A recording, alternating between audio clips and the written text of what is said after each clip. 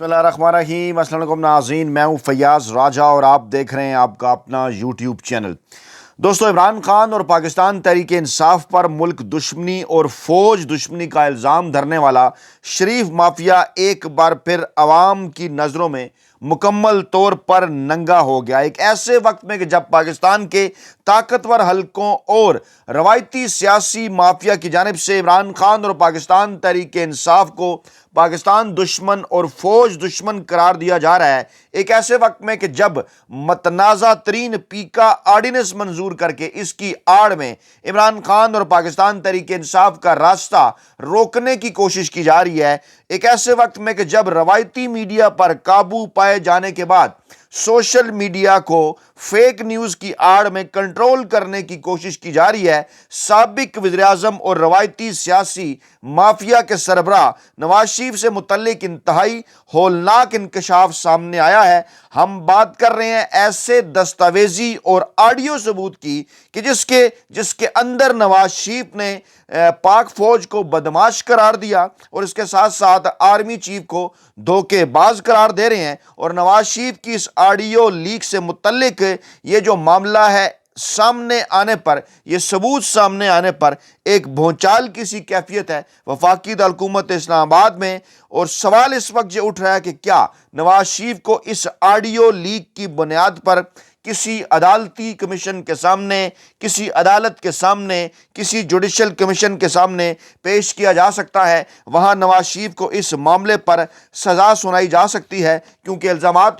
तो लगाए जाते हैं पाकिस्तान तहरीक इंसाफ के सोशल मीडिया सेल पर कि वो पाकिस्तानी इस्टेब्लिशमेंट के हवाले से और पाक फ़ौज के हवाले से और अदलिया के हवाले से प्रोपेगेंडा करता है। लेकिन ये होलनाक इंकशाफात सामने आने के बाद तमाम तर सूरत हाल मुकम्मल तौर पर तब्दील हो गई है और पाकिस्तानी इस्टेब्लिशमेंट और अदलिया के फेवरेट चाइल्ड नवाज शरीफ, जो कि 80 की दहाई से लेके आज तक अदलिया और इस्टेब्लिशमेंट के फेवरेट चाइल्ड समझे जाते हैं, ये सवालात उठ रहे हैं कि क्या उनके खिलाफ किसी अदालत के अंदर किसी किस्म की कोई कार्रवाई होगी। आज पहले ताज़ा तरीन तफसीलात पीका आर्डिनेंस के हवाले से आपके सामने रखते हैं, फिर आपके सामने नवाज शरीफ की ये ऑडियो लीक और इसकी तफसीलात भी रखते हैं। तो जनाब, पीका आर्डिनेंस आज से हो गया नाफिजुल अमल। सदर आसिफ जरदारी ने सहाफ़ियों को और मौलाना फजल रहमान के कहने पर सहाफ़ियों को यकीन दहानी कराने के बावजूद उनसे मुलाकात नहीं की। सहाफ़ियों ने कहा था कि आप दस्तखत करने से पहले हमसे मुलाकात कर लें,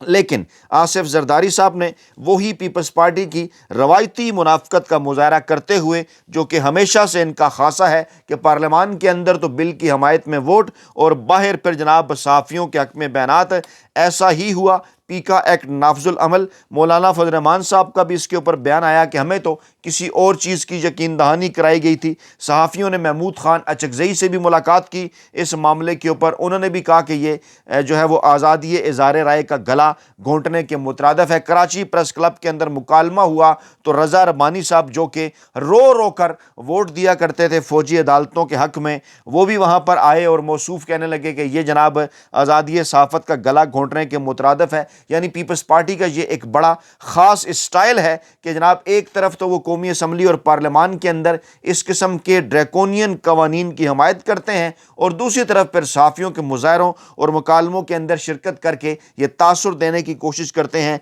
कि वो तो जनाब बड़े जमहूरी हैं। इसी दौरान चुंतखब वज़ीर-ए-आज़म शहबाज शरीफ की जानिब से जो है वो पाकिस्तान तहरीक इंसाफ को मुज़ाकरात की दावत दी गई एक बार फिर, और अपनी तरफ से एक बड़ी ऑफ़र की गई और कहा गया कि जनाब हम आपको जुडिशल कमीशन तो नहीं दे सकते, हाँ हम आपको पार्लिमानी कमेटी दे देते हैं, एक ऐसी पार्लिमानी कमेटी जिसकी किसी किस्म की कोई औकात नहीं होगी। ये पेशकश की गई इस चुंतखब वज़ीर-ए-आज़म शहबाज शरीफ साहब की जानिब से पाकिस्तान तहरीक इंसाफ को, जिन्होंने 8 फरवरी 2024 का इलेक्शन जीता था। और उन्हें कहा गया कि जनाब हम आपको एक पार्लिमानी कमेटी बना देते हैं जो कि 9 मई और 26 नवंबर के मामलात को देखेगी। उस पर रद्द अमल आया। जनाब शौकत यूसुफजई ने कहा कि वज़ीर-ए-आज़म साहब मुज़ाकरात की दावत जो है वो तलख लहजे के साथ नहीं दी जाती, आप ज़रा गौर करें अपनी अदाओं के ऊपर, और हम मुज़ाकरात से नहीं भागे, आप बैक फुट पर चले गए हैं क्योंकि आपके पास हमें जो है वो देने के लिए کچھ بھی نہیں ہے۔ عمر ایوب نے بھی اعلان کیا واضح طور پر کہ شہباز شریف کی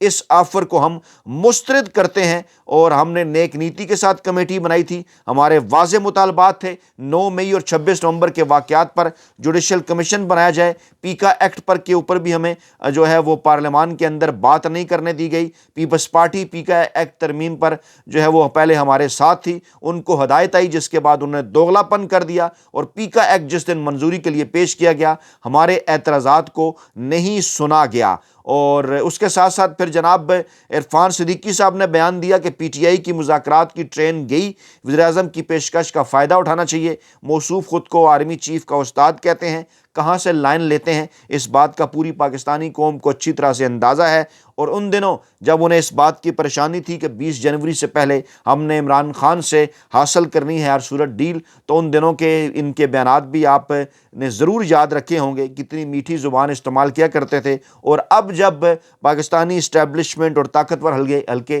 عمران خان سے ڈیل حاصل کرنے میں ناکام ہوئے، 20 جنوری گزر گیا، اب عرفان صدیقی صاحب کی زبان بھی آپ کو نظر آ رہی ہے کہ کس طرح سے میٹھی زبان سے تلخ زبان اور طنزیہ زبان جناب ان کی ہوگی۔ خیر ہمیشہ سے یہ ان کا جو ہے وہ خاصہ رہا ہے، اور پاکستان تحریک انصاف نے واضح کر دیا ہے کہ جناب نہ ہی ہم سے کسی قسم کا کوئی باضابطہ رابطہ ہوا ہے، اور نہ ہی ہم شہباز شریف کی ایسی کسی بھی قسم کی آفر پر غور کرنے جا رہے ہیں۔ یہ کہہ کر بیرسٹر گور نے ہمیشہ کے لیے جناب یہ راستہ جو ہے وہ بند کر دیا ہے۔ متنازع پیکا ایکٹ کی منظوری کے خلاف آج جو ہے وہ پی ایف یو جے ملک بھر میں یوم سیاہ منا رہی ہے۔ یوم سیاہ منانے کا اعلان جو ہے وہ کر رکھا ہے، اور تمام جو پورے ملک کے جو صحافی ہیں وہ بازوؤں پر سیاہ پٹیاں باندھ کر سرکاری اور غیر سرکاری تقریبات کی کوریج کریں گے۔ اور رہنماؤں نے پی ایف یو جے کے یہ کہا کہ صدر زرداری نے ملاقات کا موقع دیے بغیر بل پر دستخط کر دیے، جو افسوسناک ہے۔ اچھا، اس میں ایک امپارٹنٹ نقطہ ہے، اسی پیکا ایکٹ کے اندر کہا یہ جا رہا ہے جناب کہ پاکستان تحریک انصاف کا جو سوشل میڈیا سیل ہے، یا جو پاکستان تحریک انصاف ہے، ان کی جانب سے جناب عدلیہ کے اوپر حملے کیے جاتے ہیں، یا ان کی جانب سے پاکستانی اسٹیبلشمنٹ کو نشانہ بنایا جاتا ہے، یا ان کی جانب سے جو ہے وہ پاک فوج کے خلاف جو ہے وہ باتیں کی جاتی ہیں، اور اس کے ساتھ ساتھ یہ کہا جاتا ہے کہ فیک نیوز پھیلائی جاتی ہیں، اور جناب اس کی آڑ میں جو ہے وہ پاکستان کی جو سالمیت ہے اس کو جو ہے وہ نقصان پہنچانے کی کوشش کی جاتی ہے۔ اچھا، اب اصل میں حقیقت کیا ہے، معاملہ یہ سارا کیا ہے؟ کیونکہ 8 فروری 2024 کے متنازع ترین الیکشن، جس کے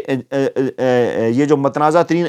نتائج ہیں، جس کے نتیجے میں یہ چنتخب حکومت کو عوام کے سروں پر بٹھایا گیا، اچھی طرح سے اس بات کا اندازہ ہے کہ جس دن یہ معاملہ کھلے گا تو انہیں گھر جانا ہوگا۔ اچھا، جناب ان تمام تر چیزوں کو ان کے اوپر قابو پانے کے لیے اور تمام تر چیزوں کو روکنے کے لیے اس جو ہے وہ 26ویں آئینی ترمیم کی گئی، اس کے ساتھ ساتھ جناب اہم ترین عہدوں کے اوپر ایکسٹینشنز کی گئیں، چاہے وہ چیف الیکشن کمشنر کی ایکسٹینشن چند ہی دنوں کے لیے ہو، یا پھر طاقتور حلقوں کی ایکسٹینشن ہو۔ عمران خان اور پاکستان تحریک انصاف اس حوالے سے ذکر کر چکے۔ خان صاحب کا تازہ ترین بیان بھی یہ بتاتا ہے اڈیالہ جیل سے جاری کہ یہ تمام تر چیزیں صرف اس لیے کی جا رہی ہیں تاکہ جو مینڈیٹ پر ڈاکہ مارا گیا اس کو روکا جا سکے۔ اچھا، عدلیہ کو بھی مینج کر لیا گیا، اور سپریم کورٹ کے اندر اپنی مرضی کے چیف جسٹس، آئینی بینچ کے سربراہ بھی اپنی مرضی کے لگا دیے گئے۔ اچھا، اس کے بعد پھر جناب روایتی میڈیا جو ہے وہ انہیں بھی مینج کر لیا گیا، وڈے اینکروں، ویلے کالم نگاروں، ملازم صحافیوں، سب کو مینج کر لیا گیا۔ اگر کوئی مینج نہیں ہو پا رہا تھا تو وہ تھا جناب سوشل میڈیا، جس کی تازہ ترین مثال یہ ہے کہ یہ جو جنٹری بیچ کا معاملہ ہے، نام نہاد امریکی سرمایہ کار، اسی کی مثال لے لیں کہ کس طرح سے روایتی میڈیا کے سامنے ان کو لا کر بٹھایا گیا اور کہا گیا کہ جناب ارب پتی امریکی سرمایہ کار پاکستان کے اندر سرمایہ کاری کرنا چاہتے ہیں۔ رچرڈ گرنل کے حوالے سے بیانات دلوائے گئے، ڈونلڈ ٹرمپ کے حوالے سے بیانات دلوائے گئے، پاکستان تحریک انصاف کے حوالے سے بیانات جو ہے وہ دلوائے گئے، لیکن جو ہے وہ کریڈٹ دینا بنتا ہے سوشل میڈیا کو کہ انہوں نے جناب چند گھنٹے بھی نہیں گزرنے دیے، 24 گھنٹے تو بہت دور کی بات ہے، چند گھنٹے بھی انہوں نے نہیں گزرنے دیے، اور سارا کچا چٹھا ہے جناب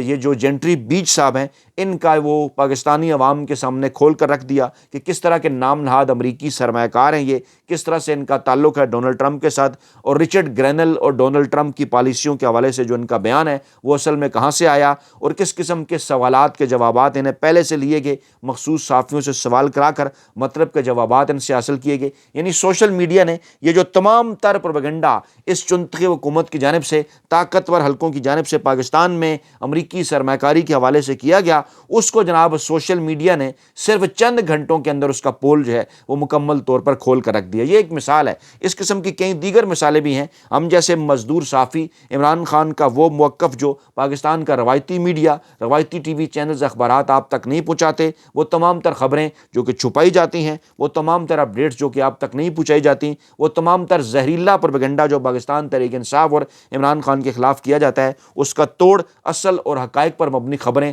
آپ کے سامنے لا کر ہم کرتے ہیں۔ تو یہ جناب پریشانی ہے اس چنتخب حکومت کو، اور پیکا آرڈیننس کے لانے کی وجہ یہی ہے۔ آج اس کے اوپر جو ہے وہ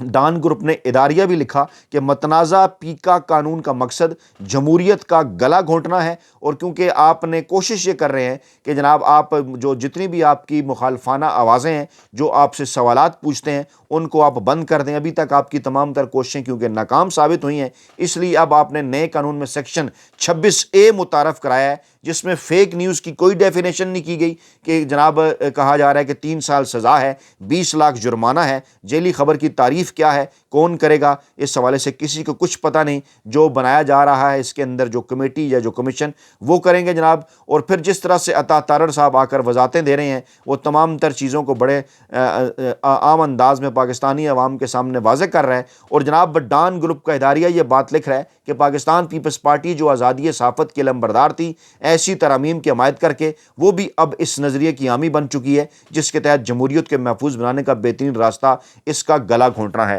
اچھا، پھر یہ کہا جا رہا ہے، تاثر دیا جا رہا ہے کہ جناب کیونکہ پاکستان کے اندر یہ جو پاکستان تحریک انصاف کا یا بیرون ملک پاکستان تحریک انصاف کا سوشل میڈیا ہے، یہ جناب پاکستانی عدلیہ اور اسٹیبلشمنٹ کے خلاف جو ہے وہ پروپیگنڈا کرتا ہے، پاک فوج کے خلاف بات کرتا ہے۔ تو آج ہم آپ کے سامنے ثبوت رکھنے جا رہے ہیں نواز شریف کے حوالے سے، نواز شریف کی آڈیو لیک کے حوالے سے، کہ میاں نواز شریف صاحب جو فیورٹ چائلڈ ہیں ان کے کیا کارنامے ہیں، اور ایک بار پھر اود کر یہ ثبوت سوشل میڈیا پر آئے ہیں سامنے۔ پاکستان تحریک انصاف کو انہیں دیکھنا چاہیے، عدالتی فورم پر انہیں لے کر جانا چاہیے۔ کتاب ہے جناب میرے ہاتھ میں، رنگیلا وزیر اعظم، اور جناب لکھی ہے یہ امجد حسین صاحب نے۔ میں جناب اس کے صفحہ نمبر 148 کی جانب بڑھ رہا ہوں، اور یہاں پر جو ہے وہ ایک کتاب کا حوالہ اس کتاب کے اندر دیا گیا ہے جناب کہ میڈیا کے ذریعے فوج کی کردار کشی مہم۔ لکھتی ہے جناب یہ کتاب کہ فوج کے خلاف مضامین شائع کروا کر ان کو بڑی مقدار میں سرکاری خرچ پر خرید کر مفت تقسیم کرنے اور بھجوانے کے لیے نواز شریف نے باقاعدہ انتظام کر رکھا تھا۔ یہ 1999 کے آس پاس کی بات ہے، اور صرف ایک ڈائجسٹ میں جس میں فوج کے خلاف رپورٹ شائع ہوئیں کہ ایڈیٹر سے 2 لاکھ رسالے خرید کر مفت تقسیم کر کے اسے 25 لاکھ روپے کی خطیر رقم سے نوازا گیا۔ یہ ذکر کیا جا رہا ہے اردو ڈائجسٹ کے جناب الطاف قریشی صاحب کے حوالے سے، اور سرخ سر والے مذکورہ ایڈیٹر نے کارگل کے موضوع پر کئی ساعت پر مشتمل حق نمک ادا کیا تھا۔ سرخ سر والا یہ ایڈیٹر جو اپنے رسالے کے علاوہ دوسرے اخبارات میں بھی لکھتا ہے، دراصل صحافیوں کا سعید مہدی ہے کہ موصوف نے ملک بھر میں کوئی بڑا شہر نہیں چھوڑا جس میں ان کا ذاتی پلاٹ نہ ہو۔ رہا کا لفظ اس لیے استعمال کیا گیا کہ یہ شخص اس قدر چالاک ہے کہ جو ہی کو پلاٹ بطور صافتی رشوت کے ہاتھ لگتا ہے فوراً بیچ کر جو ہے وہ دام کھڑے کر لیتا ہے تاکہ کسی قسم کے فنگر پرنٹ سے بچ جائے۔ پھر سابق chairman P T V Pervaiz Rashid کا بھی ذکر، مفت کالم نگاروں سے کالم لکھوانے، اشتہاری مہم تیار کروانے کے لیے حکومت کی طرف سے 17 لاکھ روپے دیے گئے۔ یہ زر کثیر جو ہی پرویز رشید کے ہاتھ لگا، ملکی اخبارات میں کارگل کے حوالے سے مختلف کالم نگاروں نے پاک فوج کے لتے لینا شروع کر دیے اور افواج پاکستان کو غیر ضروری محاذ کھولنے اور وطن عزیز کی سلامتی کو داؤ پر لگانے کا قصوروار ٹھہرایا جانے لگا۔ یہ سلسلہ یہاں پر ختم نہیں ہوا، بلکہ سابق حکمرانوں نے امریکی صدر بل کلنٹن اور واجپائی پر یہ ثابت کرنے کے لیے کہ کارگل ایشو میں ان کی مرضی شامل نہیں تھی، یہ سب کچھ فوج نے انہیں بتائے بغیر کیا۔ اپنے ہی ملک کی فوج کے خلاف ایک غیر ملکی اخبار میں نواز شریف نے روگ آرمی کا اشتہار یعنی بدماش آرمی کا اشتہار چھپا دیا، اور اس اشتہار کی اشاعت کے بعد افواج پاکستان کی دنیا بھر میں تضحیک ہوئی۔ یہ ہوا میں بات نہیں ہوگی، آپ کے سامنے جناب یہ اشتہار بھی رکھا جائے گا، اور جناب یہ اسٹیٹ ود ان اسٹیٹ یہ جناب یہ اشتہار یہ جناب روگ آرمی غیر ملکی اخبارات میں نواز شریف صاحب کی جانب سے نون لیگ کی حکومت کی جانب سے 1999 میں جناب یہ اشتہار چھپتا ہے۔ معاملہ یہیں تک بس نہیں ہوتا بلکہ ایک آڈیو ٹیپ کا ذکر ہے، اور جو کہ ہمیں یہ بتا رہی ہے کہ جس وقت 12 اکتوبر 1999 کو جناب جب فوج نے ٹیک اوور کیا تو اس وقت جب وہ وزیر اعظم ہاؤس پہنچے تو جناب اس وقت کہتے ہیں کہ جب نواز شریف کے جو نامزد کردہ آرمی چیف لیفٹیننٹ جنرل خواجہ ضیاء الدین تھے، فوج نے جب انہیں اپنا باس نہیں مانا، تمام کارڈ پٹ جانے کے بعد انہوں نے ہاٹ لائن پر واجپئی صاحب کو ایک کال کر دی جس کا دورانیہ تقریباً 73 سیکنڈ تھا، اور جو گفتگو ہی وہ کچھ یوں ہے کہ واجپئی صاحب میں نواز شریف بول رہا ہوں، اور واجپئی نے کہا جناب آپ بڑے گھبرائے ہوئے لگ رہے ہیں۔ نواز شریف نے کہا جی میں نے کارگل کا محاذ کھولنے والے آرمی چیف کو برطرف کر دیا ہے کیونکہ انہوں نے مجھے دھوکہ دیا تھا، فوج مجھے بتائے بغیر یہ سب کچھ کیا، لیکن اب فوج میرے اس حکم پر امپلیمنٹیشن روک رہی ہے، آپ فوراً پاکستان کے اوپر حملہ کر دیں۔ اور واجپئی نے کہا اس کے لیے کم سے کم 1.5 گھنٹے کا وقت جو ہے وہ درکار ہے۔ اچھا پھر یہ آگے چل کر کتاب لکھتی ہے کہ یہ کیسٹ پراسرار طریقے سے غائب ہو گئی، اس کو ریکارڈ کیا گیا تھا، گفتگو کو ٹیپ کرنے والے ISI کے سابق سربراہ لیفٹیننٹ جنرل ضیاء الدین کے ایک چہیتے آفیسر، کتاب کہتی ہے بہت پریشان ہے کیونکہ یہ ایک ایسی کیسٹ ہے جو نواز شریف کے لیے موت کا پروانہ بن سکتی ہے، اور اس کے منظر عام پر آنے کے بعد نواز شریف کے لیے بچاؤ کا کوئی راستہ نہیں رہے گا، اور ہمیں امید ہے کہ احساس ادارے مذکورہ کیسٹ کا سراغ لگانے میں جلد کامیاب ہو جائیں گے۔ تو جناب کیا سراغ لگانے میں کامیاب ہو گئے ہیں؟ اور اگر سراغ لگانے میں کامیاب ہو گئے ہیں، یہ آڈیو ٹیپ موجود ہے، تو اس دستاویز کو پاکستان تحریک انصاف کو عدالتی فورم کے اوپر لے کر جانا چاہیے، اور وہ اس وقت چنتخب حکومت یا طاقتور حلقے جو پاکستان تحریک انصاف اور عمران خان کو خدا نخواستہ ملک دشمن قرار دے رہے ہیں، وہ ان دستاویزات کی روشنی میں ذرا نواز شریف صاحب کے حوالے سے بھی فیصلہ کریں کہ وہ کون ہیں اور کیا ہیں۔ اپنا بہت خیال رکھیے گا، دعاؤں میں یاد رکھیے گا۔ نئی ویڈیو کے ساتھ جلد حاضر ہوں گے۔ اللہ نگہبان۔